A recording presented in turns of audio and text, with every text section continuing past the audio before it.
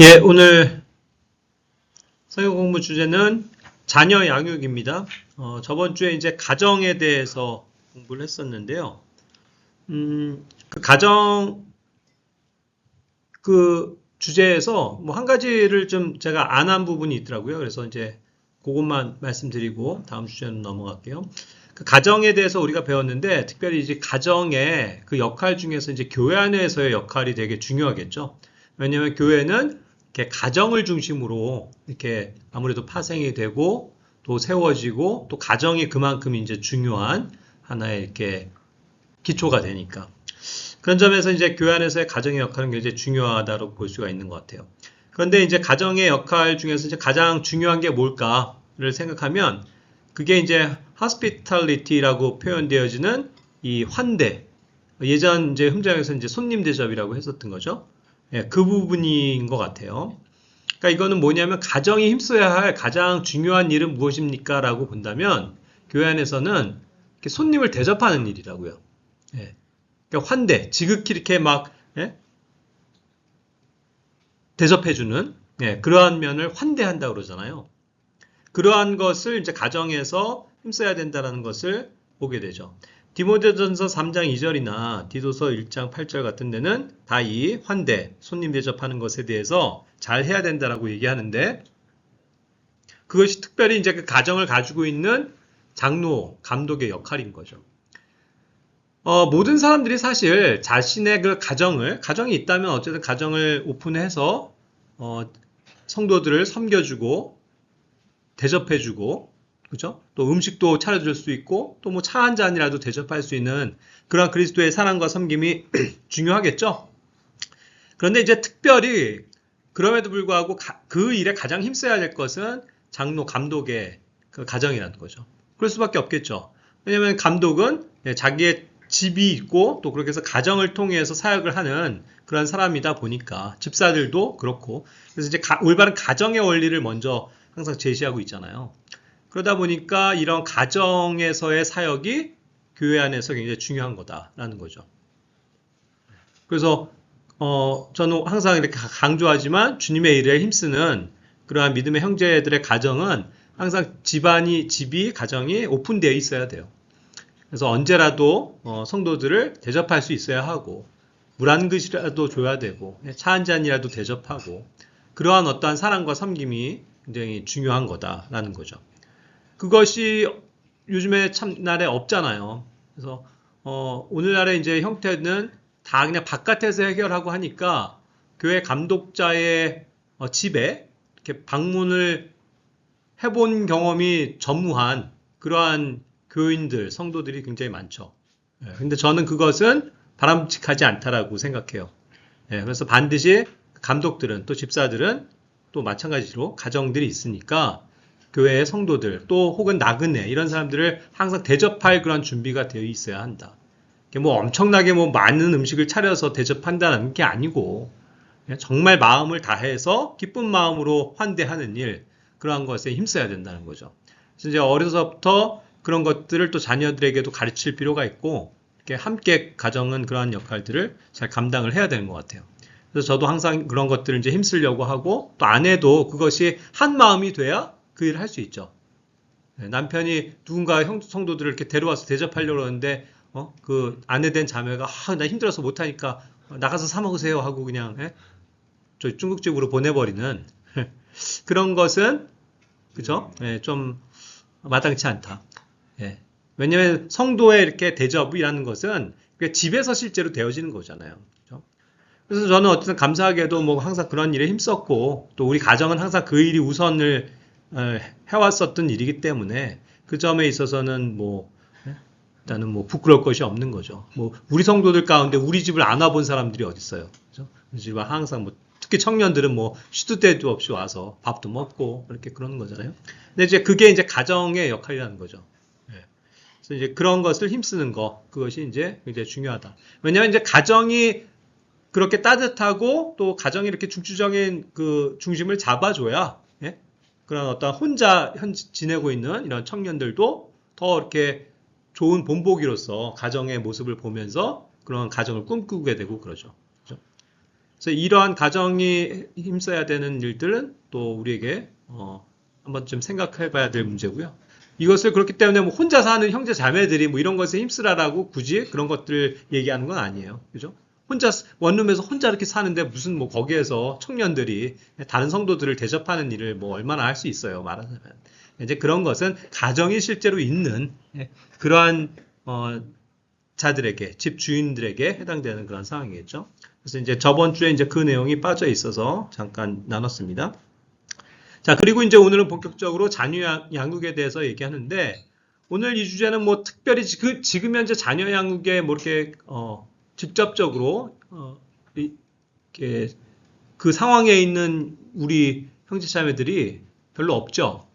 물론 이제 저 같은 경우도 자녀가 아직 있지만 이제 다 컸고 성장을 했고 이제 뭐 거의 이제는 독립해도 되는 그런 수준이 되니까 뭐 큰 여기에서 이제 문제들은 생기진 않는데 어쨌든 그래도 일반적인 영역에서 우리가 자녀 양육은 또 어떻게 해야 되나 이것을 성경적인 것을 이제 배우는 것도 필요해요. 자, 그랬을 때 결코 이렇게 자녀를 교육하는 거, 양육하는 거에 있어서 단어, education이라는 단어, 우리가 오늘날 세상에서 많이 쓰는 그 단어가 있죠. 그런데 그 education은 아니라는 거예요. 우리가 힘써야 되는 거, 또 성경이 가르쳐 주는 바는 아이들 이 세상 교육, 영어 교육, 뭐 수학 교육, 어떻게 하면 점수 잘 받고 어떻게 하면 뭐 예체능 좋은 학원에 보내고 뭐 이런 걸 얘기하는 게 아니라는 거죠.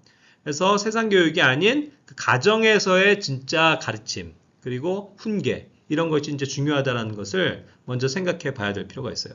그래서 실제로 이 education이라는 단어 이런 류의 단어는 킹제임스 성경에 나오는 단어가 아니죠. 자, 그래서 이제 자녀 양육의 책임에 있어서 부모들은 자녀들을 어떻게 양육해야 되나, 무엇을 해야 되나. 첫 번째는 가장 중요한 게 말씀을 가르치는 일이에요. 신명기 6장 7절에서도 그 말씀들을 자식들에게 부지런히 가르치라고 했죠. 항상 그런 말씀들을 이야기해 줘야 된다는 거예요.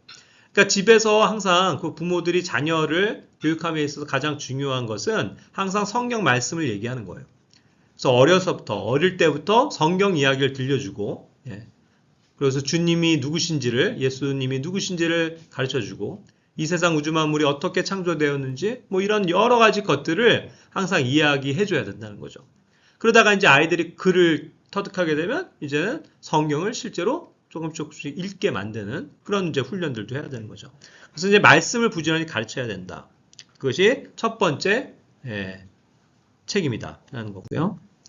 두 번째는 훈련시켜야 된다고 그랬어요. 잠언 22장 6절 말씀에 아이를 그가 마땅히 가야 할 길로 훈련시키라. 그리하면 그는 자신이 늙었을 때도 그 길에서 떠나지 아니하리라. 라고 말씀하고 있죠. 아이를, 자녀를 마땅히 가야 할 길로 훈련시켜야 된다는 거. 훈련. 훈련이 중요한 거예요. 그러니까 훈련시키지 않으면 뭐든지 그렇잖아요. 제대로 훈련이 안 돼 있으면 아이는 망치게 돼 있어요. 왜 요즘에 길거리에서 그렇게 뭐 마트에서 바락바락 울면서 뭐 이거 사달라 하면서 들어눕고 땡깡을 부리는 아이들을 도대체 부모들은 제어를 못한단 말입니까? 그것은 어려서부터 그런 것에 대한 훈련이 제대로 안 돼 있기 때문이에요. 그렇죠? 그래서 분명히 사줄 수 있는 건 뭐 사주지만 안 되는 건 안 돼. 그렇죠? 너 그것은 할 수 없어. 라고 부모가 엄하게 그런 것들을 이야기하고 규율을 만들고 그 규율을 지키게 만드는 게 중요한 원리인데 오늘날 부모들이 이제 그런 걸 안 하다 보니까 아이들이 훈련을 못 받는다는 거예요. 그렇죠? 그러다 보니까 이제 아이들이 항상 버르장머리 없고 문제가 생기고 그것이 그렇게 돼서 자라난 아이들이 어때요? 늙어서도 결국은 그러한 못 고쳐지는 거잖아요. 그렇죠? 그러나 반대로 그러한 아이들을 잘 훈련시키면 늙을 때까지도 그 올바른 길에서 떠나지 않는다라는 것을 분명히 얘기해 주죠. 이와 유사한 속담이 우리나라에도 있죠. 3살 버릇이 여든 간다. 어릴 때, 어린아이일수록 그럴 때 올바른 습관을 잘 들여주면 커서도 그런 것이 훌륭한 성품을 이룬다는 것으로 우리가 알 수 있잖아요. 그래서 이런 면이 훈련시키는 것이 굉장히 중요하다. 요즘은 그렇게 강아지들도 훈련을 그렇게들 학교를 보내면서 열심히 시키는데 왜 정작 자기 자식들을 그렇게 훈련 안 시키는지 모르겠어요. 참 오늘날의 그 부모들의 모습을 보면 참 안타까운 것들이 많죠. 세 번째는 올바른 전수예요.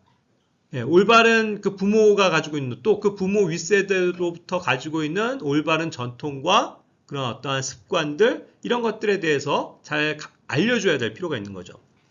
그래서 그 자녀들이 또 그 자녀들에게 계속 전수해야 된다는 것은 그래서 자녀들이 다른 세대에 계속 그것을 알리고 이것이 전수가 돼야 되는 것들을 얘기하는 거잖아요. 분명히 구약에서 그랬단 말이죠. 이스라엘이 어떠한 기념물 같은 것조차도 돌들을 무더기를 쌓고 그런 것들을 교훈을 할 때도 이게 무슨 의미인지 아냐 하면서 반드시 그 아들들에게 가르치고 또 그 자식들이 여기서 우리가 하나님이 도우셨다 뭐 이런 것들을 계속 기억할 수 있도록 해줬던 게 어떤 기념물들이었잖아요. 마찬가지로 그런 것들이죠. 그래서 그런 것들을 항상 그 기억나게 해주고 전수시켜주는 거. 그래서 이게 왜 이렇게 된 것인지에 대해서 위의 세대가 가지고 있는 그러한 올바른 믿음과 또 전통들, 그렇죠? 그런 것들을 계속 전수해야 된다. 가르칠 필요가 있는 거죠. 네 번째는 이제 올바른 권면과 위로와 명령들이에요. 데살로니가전서 2장 11절에서는 이렇게 표현하고 있어요. 너희 각인에게 마치 아버지가 자신의 자녀들에게 하듯이 아버지가 자녀에게 어떤 것을 하듯이라고 표현했냐면 권면한다는 거죠. 그리고 위로한다는 거고 명령한다는 거예요. 이 세 가지처럼 영적인 자기의 자녀라고 할 수 있는 그 바울의 낳은 그러한 영적인 자녀들, 교회 그런 자들에게도 이와 같이 이야기하고 있는 거거든요. 그러니까 결국 그것이 이제 아버지와 자식의 그런 관계에서 있는 그러한 분명한 어떠한 가르침의 체계를 여기서 들여다볼 수 있는 거죠. 아버지는 반드시 자녀들에게 권면할 필요가 있어요. 권면은 뭐예요? 야, 넌 이렇게 하는 게 좋겠어. 라고 올바르게 상담해주고 조언해주는 것을 얘기하죠. 그렇죠? 그 다음에 위로는 뭐예요? 뭔가 아이가 풀 죽어 있고 실망하고 있고 슬퍼하고 괴로워하고 있을 때 다독여 주는 거잖아요. 힘을 주는 거잖아요. 강하게 해주는 거란 말이에요. 그죠? 야, 괜찮아. 인생, 이렇게 괜찮아. 하나님께서 지켜주시고 다 잘 될 거야. 우리가 믿음으로 기도하면 돼. 말하자면 이런 식으로 해갖고 말씀들로 위로하는 거잖아요. 그죠? 그런 어떤 위로를, 따스한 위로를, 성령님이 우리를 위해서 하시듯이 우리 부모들은 자식들에게 한단 말이죠. 그죠? 그러한 따뜻한 위로를 하는 것들이 필요한 거고. 그 다음에 이제 한 가지는 또 명령하는 거잖아요. 명하는 거. 그래서 이것이 아까도 훈련이라는 단어와 연관이 되는 건데, 어떤 것을, 이것을 해. 너 오늘 여기 반드시 이거, 숙제해. 외워. 아니면 너 방 오늘 청소해. 라는 어떤 명령을 줬을 때, 그것을 길들이게 하고, 그 훈련대로 습성을 갖게끔 하는 거. 그런 것들이 굉장히 중요한 거잖아요. 반대로 그것을 하지 않았을 때는 엄중하게 책망할 수 있는 거고. 그렇죠? 그러니까 자녀의 양육에서는 이와 같은 원리들로 자녀들을 교육해야 된다는 거예요. 이런 것이 성경에서 부모가 자녀를 가르치고 권하고 또 명령해야 되는 그런 것들에 대한 이야기예요. 어떤 교육도 없어요. 교육 잘해라. 자식을 똑똑하게 만들어라. 자식을 성공하게 만들어라. 부자가 되게 해라. 이런 게 아니라고요. 그죠? 올바르게 하나님의 말씀에 근거해서 자녀들을 성경적인 방법으로 양육했을 때 아이들은 그들이 스스로가 또 믿음 생활을 잘 할 수 있게끔 하는 거. 그것이 이제 전적인 부모의 책임이라는 거죠. 이제 이런 것에 항상 우리는 신경을 써야 되는 겁니다. 다른 무엇보다도. 자, 그 다음에 이제 올바른 훈육법을 조금 설명을 드리면 부모가 주의해야 할 점이 있어요.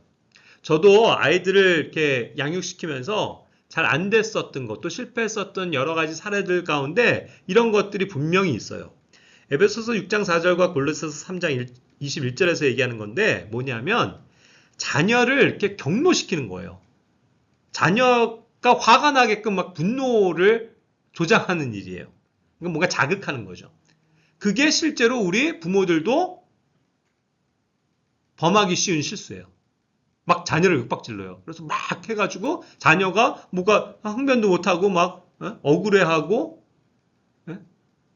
자녀들도 뭔가 이야기할 게 있는데 안 들어주고 윽박지르면서 화나게 만드는 그런 일들이 분명히 있다는 얘기죠.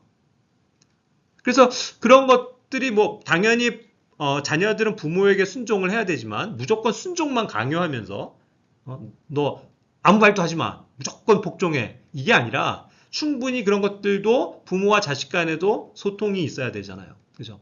그런 것들이 없이 부재하면서 강압적인 방법으로 했을 때 자녀들은 화가 나게 돼 있단 말이에요. 그렇죠?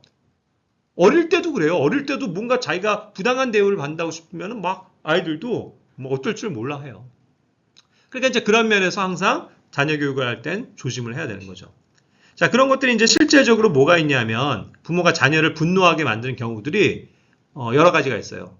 여러분들은 다 여기 청년들은 실제로 자녀로서의 그런 역할과 위치에 있잖아요. 그렇죠? 그러다 보면 이제 부모님과의 관계 속에서 여러분들이 내가 부모님 이런 것 때문에 내가 화났었던 적이 있다 하는 그런 사례들이 있지 않을까요? 어떠한 일들이 부모에게 섭섭하고 예? 부모에 대해서 조금 화가 나고 그런 일들이 있어요. 어떤 일들이 있을 때. 그렇죠. 억울할 때죠. 근데 왜 억울하냐는 거죠. 뭐가? 말이 안 통할 때. 그죠. 뭔가 소통이 안 될 때. 또. 본인 말만 보죠. 예, 그렇죠. 뭐 좀 들어주셔야 되는데 그건 안 들어주시고 막 일방적으로 얘기할 때. 뭐 그런 것들. 또. 예?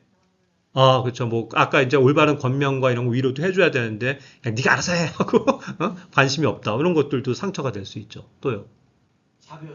차별할 때. 그렇죠. 첫째와 둘째의 차별. 그와 같은 여러 가지 이유들이 있어요. 그래서 저도 이제 추려봤는데 맞아요. 그런 것들이.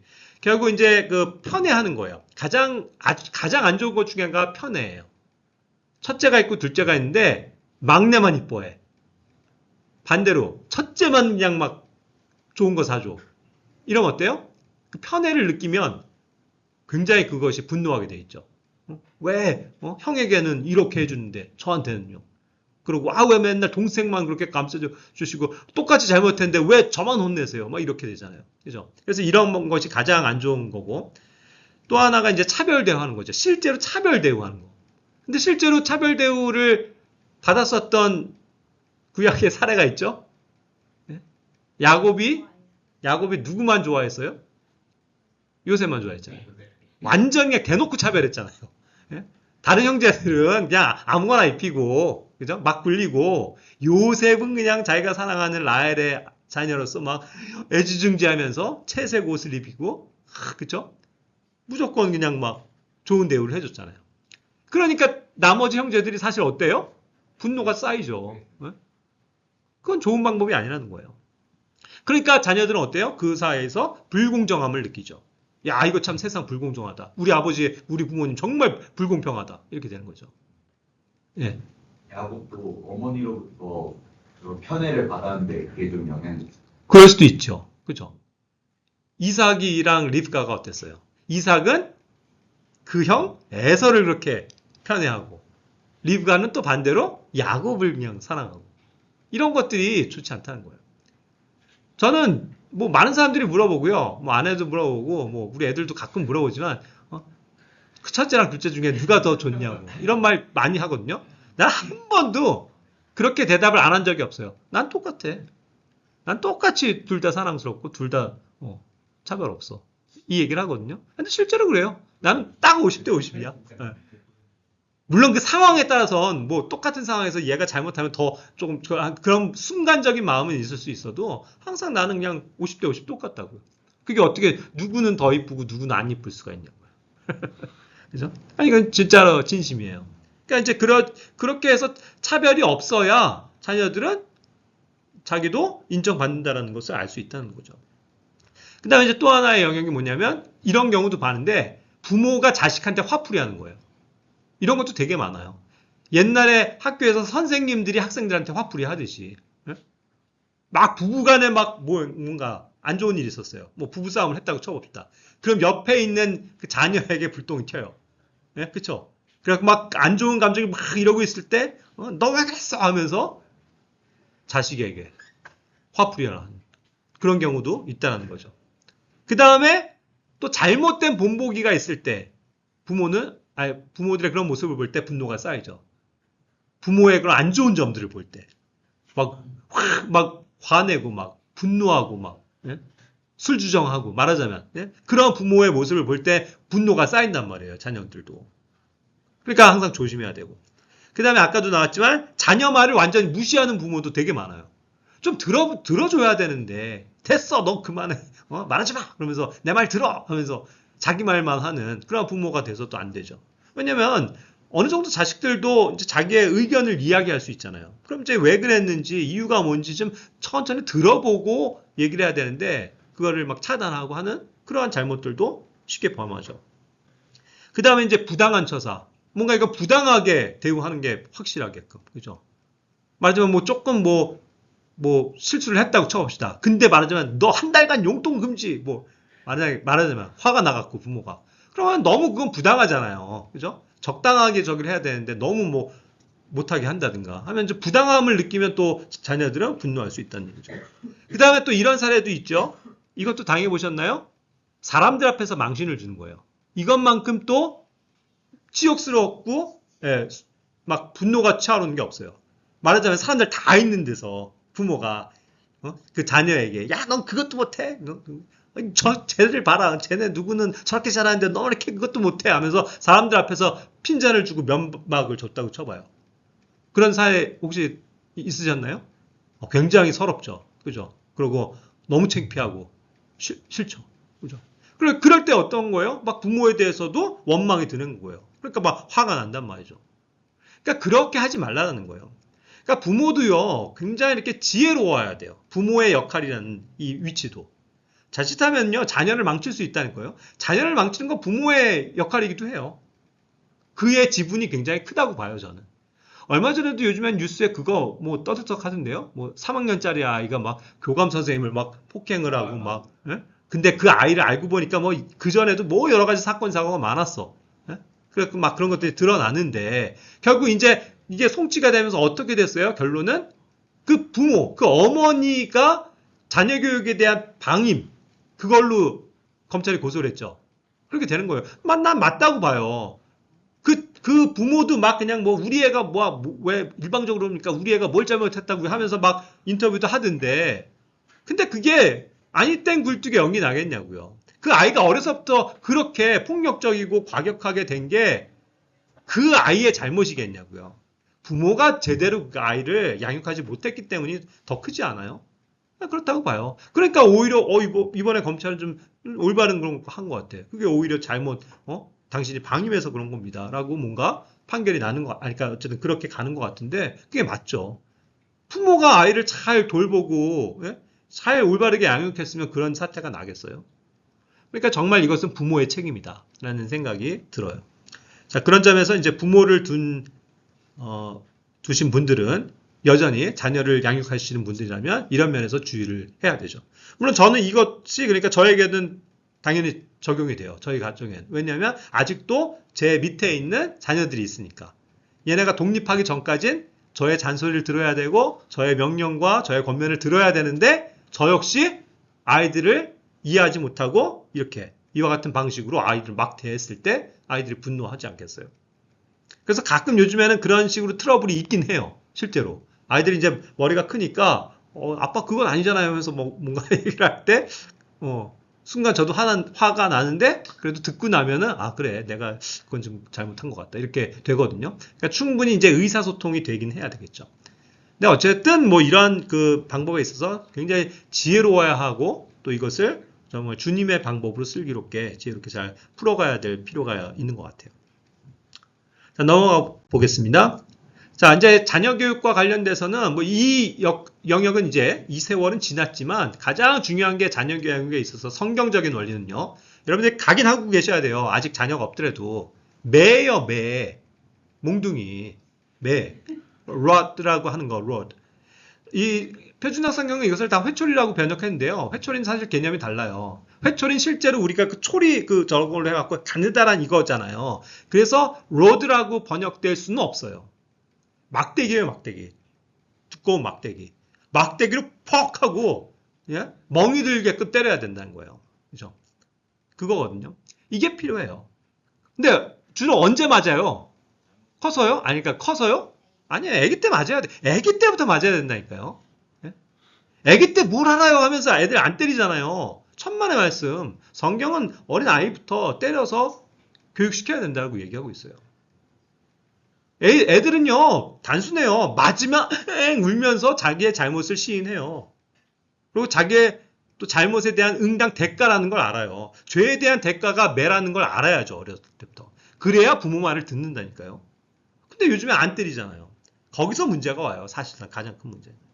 그래서 잠언 14장 24절에서도 회초리, 매를 아끼는 자는 그의 아들을 증오하는 것이다. 사랑하는 자는 알맞은 때에 징계한다, 이랬죠. 자기 자녀를 정말 사랑한다면 때려야 된다고요. 그래서 말을 듣게 해야 돼요. 그렇죠? 물론 이제 연령이 지났지만 솔직히 우리 송이랑 로아 우리 자녀 말고 저한테 맞아보신 분 청년들 있어요? 나한테 에 하면서 맞은 사람 있어요? 없잖아요. 실제로는 내 자식이 아니기 때문에 못 때리는 걸 뿐이에요. 이해가 되시죠? 근데 저 때려주고 싶을 때 많죠. 근데 솔직히 그죠? 이 녀석 이 사람 응? 정신 좀 차려야 될 텐데 이러고 싶은데 그렇죠. 그러니까 자기 자식이니까 때릴 수 있다는 거죠. 사랑하니까. 근데 물론 여러분들을 사랑하지 않아서 못 때린다는 건 아니고 이건 좀 다른 개념이죠. 근데 정말 사랑한다면 때려야 된다는 거예요. 그렇잖아요. 내 아이가 잘못되는 걸 보는데 어떻게 징계 안 할 수가 있냐고요. 잠언 22장 15절에서도 아이의 마음 속에 있는 그 어리석음이 매여 있다고 그랬죠. 근데 그 바로잡음의 매가 로드가 그것을 멀리 몰아낸다. 어리석음을 내어쫓는 게 뭐라고요? 이소부화 들려주고 교훈 일려주고 뭐 독서 시키고 뭐 여러 가지 교육시켜 주는 거요? 노예요. 사람의 어리석을 때부터 사람의 어리석음을 몰아내는 건 매예요, 매. 맞아야 정신을 차린다니까요. 성경의 가르침이에요. 전 이런 속 시원한 하나님의 말씀이 있어서 얼마나 감사한지 몰라요. 때려야 된다는 거예요. 잠언 23장 13절에서 14절. 아이에게서 바로잡는 것을 미루지 말라. 이는 내가 그를 역시 매예요. 매로 때릴지라도 뭐라고요? 죽지 않는다고요. 그를 때릴지니 그의 혼을 지옥으로부터 구출할 거다. 어려서부터 이렇게 엄하게 죄에 대해서 책망하고 바르게 훈계를 하면서 맞아본 아이들은요. 죄의 심각성을 알아요. 그죠? 자기가 잘못하면 안 된다는 걸 알고 부모의 권위에 순종하게 돼 있단 말이에요. 그러니까 지옥으로부터도 구출되는 그런 결과까지 낳잖아요. 이런 아이들이 빨리 죄에 대해서 깨닫고 자기의 죄성을 알고 주님을 순수하게 믿고 받아들일 확률이 높다라는 거예요. 그러니까 이걸 미루면 안 된다는 거죠. 근데 여기서도 원리가 있죠. 미루지 말라고. 많은 사람들은 이제 나중에 뭐 그렇게 말로만 엎어놓는 거 있어. 너 말 안 들어? 너 이따가 집에 가서 너 혼날 줄 알아? 뭘 집에 가서 혼나요? 다 잊어버리고 나는데. 그러니까 잘못했으면 그때 응징을 하란 말이에요. 사람들 앞에 있어요? 공개석상? 그럼 잠깐 화장실 데리고 가세요. 화장실에 데리고 가서 때리는 거예요. 우린 그런 방식으로 때렸어요. 우린 공개적으로 사람들 앞에서 아이에게 창피를 주기 위해서 때리지 않았어요. 잘못한 게 있으면 잠깐만 실례하겠다고 하고 애를 데리고 나가갖고 아무도 없는 방에 가건 화장실에 가서 때렸다고요. 그럼 이제 뭐 엉엉 울고 나오는 거죠. 그죠? 그러니까 그 때를 놓치면 아이들은요 또 나중에 잊어버린다고요. 그럼 부모조차도 잊어버려요. 혼내야 될 때 못 혼내고 넘어가면 그냥 상황이 흐지부지 돼갖고 못 혼내는 경우가 되게 많거든요. 그러니까 잘못했을 때 때리자는 거죠.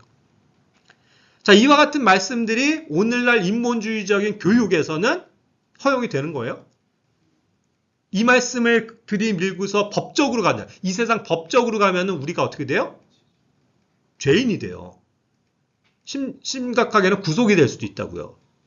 자녀로부터 분리가 될 수 있다고요. 격리를 시킬 수도 있어요. 오늘날 법이 그렇게 돼버렸는데요. 뭐. 말이 돼요? 그러니까 저는 항상 모든 것의 우선순위는 성경이다.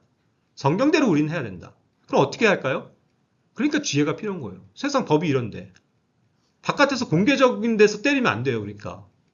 그죠? 아까 얘기한 것처럼 조용히 안 보는 데서 때려야죠. 솔직히. 집에서 때려야죠. 집에서 때리는 게 뭐가 문제가 돼요? 그게 바깥에 새어나가요. 근데 이제 그런 것들을 안 하니까 아이들이 벌써 잘못되고 학교에서 이상한 걸 배우니까 내가 집에서 맞았어도 경찰에 신고를 하면은 나의 무죄가 입증될 수 있어. 우리 부모. 이렇게 해서 잡아가라고 하는 거잖아요. 정신 나간 거죠, 아이들이. 제대로 성경적인 교육을 받은 애들이 그런 신고를 할까요? 절대로 그렇지 않아요. 성경의 가르침이에요. 어리석음을 오히려 쫓아낸다니까요. 그래서 매는 약이다, 이거예요. 매를 대는 것에 두려워할 필요가 없는 거예요. 뭐 우리는 지금 그런 상황에 있는 형제자매들이 없으니까 그렇지만 이런 설교가 이런 가르침이 말하자면 뭐 좀 대형 교회 뭐 좀 큰 교회 이런 데 가서 팍좀 진리를 좀 선포했으면 좋겠어요. 막 가정들 많은 데서 여러분 자녀들을 때려서 교육해야 합니다. 이러면 막 아멘 소리는 안 나오고 막 그냥 난리가 나겠죠. 그렇죠? 그래도 믿습니다. 아멘 하고서 정말 이것을 순종하는 가정들이 있다면 그 교회는 건전한 교회일 거예요. 그래서 저는 그래서 이런 말씀을 토대로 우리 부모님도 저희 자녀들을 때려서 교육하셨고 모든 주변에 있는 믿음의 가정들이 그렇게 했고 시대가 그랬다는 걸 얘기하는 게 아니에요. 당연히 이게 믿음에서 오는 거란 말이죠. 분명히 시대적인 착오들이 있었죠. 그러니까 대한민국 사회에도 진짜 무식했다고요. 그 부모들이 사랑도 없고 성경도 없는 상태에서 때리는 것도 많았다고요. 그런 건 폭력이죠. 그걸 우리가 얘기하는 거 아니에요. 그런 폭력은 정말 금지예요. 누구도 그렇게 때려서는 안 돼요. 하지만 정당하게 잘못한 것을 부모가 교육적 차원에서 매를 들고 정당한 방법으로 때리는 거. 그건 매우 성경적인 방법이라는 거죠. 그리고 그렇기 때문에 항상 성경은 도구가 필요한 거예요. 도구. 그게 rod, 매예요. 막대기. 막대기로 때리라는 거예요. 그래서 저는 항상 이 rod라는 이 단어에도 저기를 해갖고 우리 아이들 때릴 때 했었던 매가 있어요. 실제로 막대기. 좀 두꺼운 이렇게 뭐 구두주걱 같은 그런 막대기 있죠. 그리고 좀 널쩍한 거. 그래갖고 딱 때리면요. 여기 허벅지나 엉덩이 딱 그냥 착 소리가 그냥 싹 달라붙게 그냥 착 소리가 나는 그런 매. 그리고 되게 아파요. 탁. 그럼 이제 실제로 막 몇 대 맞으면 멍이 들죠. 그래야 정말 세게 맞아야 자지러지게 울고 잘못했습니다. 자기의 죄를 회개한단 말이에요. 그래서 이러한 방식이 중요한 거예요. 결코 아이들 뭐 화났다고 해서 막 머리통을 때리고 뭐 뺨따구를 때리고 막 그런 부모들이 있잖아요. 발로 걷어차고. 실제로 옛날에 무식한 사람들은. 근데 그런 방법이 아니라는 거예요. 반드시 도구를 가지고 때려야 돼요. 그래야 어린아이부터 알아요. 부모가 자기를 폭력으로 다스리는 게 아니고 사랑의 매를 가지고 때리는 것이라는 거. 그래서 매를 미워하고 부모는 사랑하게 돼 있단 말이에요. 그런 원리를 이제 우리가 많이 배워야 되는 거죠. 잠언 29장 15절에서도 그 매와 책망은 지혜를 준다고 그랬어요. 혼자 내버려진 자식은 그의 어머니에게 수치를 가져온다. 그러니까 결국 어쨌든 방치되어 있는 거. 아까 그 아이처럼. 방치되어 있고 내버려져 있고 죄라고 꾸짖지 않을 때 아이는 반드시 탈선의 길을 간다는 거죠. 그래서 이 매와 책망이 중요한 거예요. 잠언 20장 30절에서는 이런 표현도 있어요. 그 매를 때려서 난 그 상처 난 그 시퍼런 멍 있죠. 멍. 이게 악을 깨끗이 없애는 거라고요. 멍들게 때리라는 얘기죠. 그러니까 우리나라 뭐예요? 너 맨매할 거야. 맨매. 장난해요? 떼찌. 장난하는 것도 아니고 그렇죠? 이런 방식으로는 절대로 안 통해요. 진짜 매를 가지고 그냥 힘껏 때려야 퍽 소리가 나고 아우 아파 막 이러면서 잘못했어요 이렇게 된단 말이죠. 그래서 뭐 우리 애들은 뭐 당연히 어릴 때부터 기억하죠. 뭐 아빠가 엄청 혼낼 때는 무섭게 혼냈다는 거. 그래서 막 아팠었던 그런 기억들이 있단 말이죠. 특히 이제 큰애 송이는 더 고집이 세니까. 그리고 확실히 그게 교육적 효과가요. 첫애가 그렇게 맞는 걸 보잖아요. 그럼 둘째부터는 이렇게 눈치가 빨라져요. 그래서 이거 잘못하면 안 되겠구나 해갖고 실제로 둘째는 덜 맞더라고요. 제 경험상은. 그래서 첫째가 되게 많이 맞아요. 근데 어쨌든 그런 것들을 뭐 주변에서도 막 우리 맨 처음에는 막 장모님도 오시고 그래서 애를 어떻게 이렇게 때리냐고 하고 막 말리시고 하는데 안 된다고. 때려야 된다고. 이제 그런 것들을 이제 가르침으로써 주변에도 이런 것들을 전파를 하는 거죠. 그래서 이런 것들이 올바른 훈육법이에요. 그런 것들을 꼭 기억하시고 이 세상의 어떠한 인본주의적인 것들이 오늘날 이런 것들은 안 된다고 하는 그런 것을 무시하셔야 돼요. 성경이 우선이에요. 자, 아버지들의 실책들이 그런데 또 몇 군데 나옵니다. 엘리 기억나시죠? 엘리. 사무엘의 그러한 스승이 되었던 엘리. 사무엘상 2장에 보면 엘리도 그의 아들들이 참 문제였다고요. 그렇죠? 그런데 이 아들들이 결국 제사장으로서 또 판관으로서 그런 역할을 하는 그 중요한 아들들인데 성막 앞에서 막 음행을 저지르고 그런 것들을 사실 너 그러면 안 되지 하고 그냥 그렇게만 얘기했지 정말 엄하게 처단을 안 했단 말이에요. 율법적으로 한다면 이들은 돌로 쳐 죽여도 되는 거예요. 그죠? 그만큼 엄하게 저기 하고 그 이스라엘에서 그러한 패역한 죄를 몰아냈어야 되는데 야 너네들 그러면 안 되지라고 그냥 그 정도만 하고 유야무야 넘어가니까 어떻게 되는 거예요? 하나님의 손이 직접 치시는 거란 말이에요.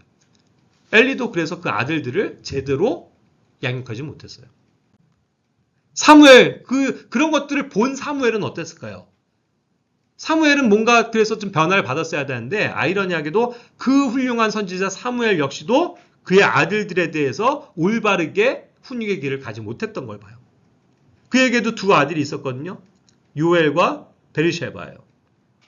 그들도 아버지의 뒤를 이어서 이스라엘의 판관의 역할을 하는 그러한 사사로서의 길을 갔다고요. 그런데 그들이 올바른 길을 따라가지 않고 부당한 이득을 택하고 그렇죠? 청탁물 그러니까 뇌물을 받고 또 다른 재판을 왜곡하고 남의 것을 탐내고 이러는 어떤 죄를 지었단 말이에요. 그것에 대해서도 사무엘이 정말로 엄하게 그것을 책망하고 꾸짖고 못하게 하고 징계하고 한 장면을 보지를 못했던 거예요.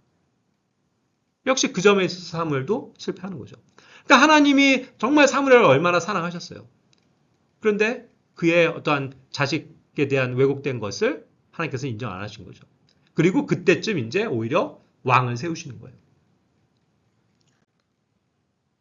다윗은 또 어땠어요? 사무엘의 그런 택함을 받았었던 다윗인데. 그러니까 이게 계속 이어지잖아요. 되물림이 되는 거예요. 다윗도 매우 훌륭한 삶을 살았고, 정말 하나님의 마음에 합한 훌륭한 인물이었지만, 그가 밧세바 외에는 잘못한 게 없었다고 했지만, 사실 인간적인 그 실수, 책망받아야 될 것, 뭔가 정말 제대로 하지 못했던 것 중에 하나가 이 자녀 교육이에요. 전 그렇다고 보거든요. 암논에 대해서도 그랬어요. 암논이 얼마나 패역한 죄를 저질렀습니까? 이스라엘의 그러한 죄를 정말 말도 안 되는 걸 끌어왔잖아요. 자기의 여동생을 겁탈하고 그것도 내팽개쳐 버리고 그거에 대해서 다윗이 어떻게 했어요? 아무런 제스처를 취하지 않았어요. 그러니까 그 분노가 대신 그 분노가 누구에게 가요? 압살롬에게 가는 거죠. 압살롬은 분노를 참지 못했어요. 그래갖고 암논을 죽이는 거죠. 그렇게 가족의 비극이 치닫는 거예요. 그러고서 또 압살롬이 그렇게 잘못했다가 다시 돌아왔을 때 압살롬을 받아주고 어쨌든 그를 뭐 위로해주건 하나님의 말씀으로 강하게 책망을 하건 간에 이렇게 해가지고 그를 세워줬어야 되잖아요. 근데 다윗이 어땠죠? 압살롬이 다시 돌아왔을 때 몇 년 동안 거들떠보지도 않았단 말이에요. 그러니까 또 역시 압살롬은 아버지에 대한 증오가 차오르는 거예요. 그래서 결국은 반역까지 가는 거잖아요. 암논과 압살롬의 이 비참한 최후가 사실 다윗 아버지에게 있다고 봐요. 심지어는 열왕기상 1장 5절부터 6절에 보면 그들이 없고 이제 나중에 핫깃의 아들 아도니아가 있는데 솔로몬을 왕으로 세우긴 했는데 아도니아가 자기가 이제 왕 된다고 막 좋아하면서 막 교만을 떨면다가 이제 나중에 솔로몬에게 망하는 그러한 아들이잖아요. 이 아도니아가 막 그렇게 교만하게 된 것도 이유가 있단 말이에요. 6절에서 뭐라고 해요? 그의 아버지 다윗이 어느 때에도 어찌하여 내가 그렇게 하느냐 하는 말로 그를 불쾌하게 한 적이 없었대요. 한 번도 핀잔을 주거나 잔소리를 하거나 싫은 소리를 한 적이 없다는 얘기예요. 이게 과연 가능할까요? 아도니아가 너무 잘했기 때문에 칭찬을 할 것밖에 없었기 때문에 그랬을까요? 아니죠.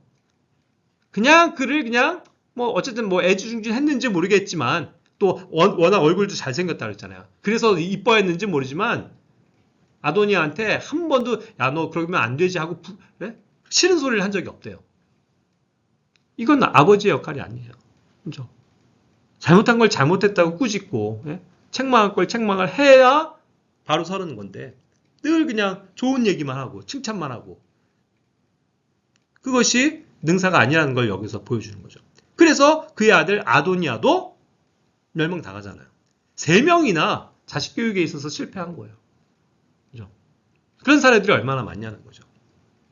그래서 이제 우리가 이런 면들을 이제 교훈 삼아서 자녀 교육에 있어서 무엇을 힘써야 될 것들일까? 그런 것들을 생각해 봐야 되는데, 특히 이제 현대 부모들의 잘못을 몇 가지 요약하자면, 그렇기 때문에 먼저는 성경으로 교육하지 않는다는 거예요. 오늘날 자녀들을. 그죠? 자녀들에게 말씀을 가르치고 성경을 암송시키고, 그죠? 그런 것으로부터 훈련을 시켜야 되는데, 온통 뭐 그리스 로마 신화 이소부화 이런 것들은 얼마든지 읽게 해주면서 정작 성경은 읽는 거에 습관을 들이지 않는 거. 부모의 잘못이죠. 두 번째, 아까 얘기한 것처럼 때리고 책망하지 않는 거. 그것이 오늘날 부모들의 문제라는 거. 세 번째, 이게 가장 요즘에 이제 두드러진 문제죠. 아이들 핸드폰, 그럼 뭐 컴퓨터 뭐 이런 것들 그냥 무방시 상태로 노출시키는 거예요. 그게 하나의 교육의 방편이고 생활의 하나의 방식이 되다 보니까 그냥 허용하는 거죠. 근데 이런 현상 굉장히 많이 보죠. 요즘 아이들. 다 핸드폰만 보고 있잖아요. 식당 가서도 부모들은 대화하고 있어도 자녀들은 혼자 게임하고 있고 이거 보고 있잖아요. 그리고 또 어떻게 해요? 외부에서도 막 애가 막 칭얼거리고 시끄러우면 빨리 뭐 줘요? 핸드폰 주죠. 그렇죠? 그래서 뽀로로를 보여주든 뭘 보여주면 애들은 이제 조용하게 그것만 보고 있단 말이죠. 그게 좋은 교육이라고 생각을 하는 거예요. 결코 아니죠. 이런 거 자체를 못하게 해야 돼요. 우리 송이도 중학생 돼서야 핸드폰 사줬어요. 그것도 연락용으로. 그죠? 중3. 중3. 로아가 중학교 때구나, 그럼. 예. 잘하신 거죠. 그러니까. 그때 좀 세대가 달라 벌써? 아이들 다 있을 때 자기네들만 없다고 뭐 이랬었거든요. 근데 그게 자녀를 오히려 그렇게 무방비로 내모는 것이 더 잘못됐다는 거죠.